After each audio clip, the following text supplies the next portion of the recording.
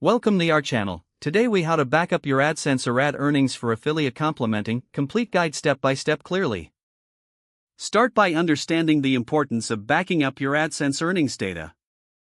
Begin by logging into your Google AdSense account. Navigate to the Performance Reports section. Select the time frame for which you want to back up your earnings. Once you've set the desired date range, generate the report. Download the report in a CSV format for easy management. Open the downloaded CSV file using spreadsheet software, such as Microsoft Excel or Google Sheets.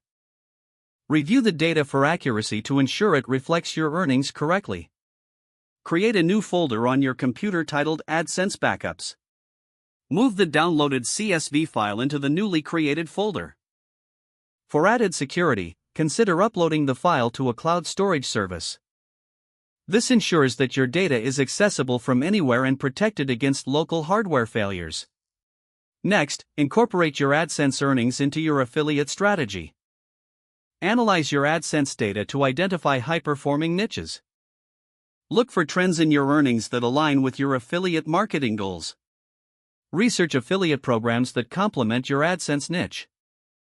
Start promoting selected affiliate products alongside your content. Track the performance of both AdSense and affiliate earnings regularly. Adjust your strategies based on the performance data you gather. Maintain consistent backups of your earnings data monthly. This will help you keep records for tax purposes and performance reviews. Continuously refine your approach as you learn which strategies yield the best results. Stay informed about updates to AdSense and affiliate marketing trends. By following these steps, you can ensure your earnings are well guarded and strategically optimized. If the page does not load, refresh the browser or try again in a private or incognito window. Make sure you are using the correct email address, then retype it carefully to avoid small typos. If your password is not accepted, use the reset option and create a new strong password you can remember. Check your spam folder for verification or security emails, then complete any requested confirmation steps.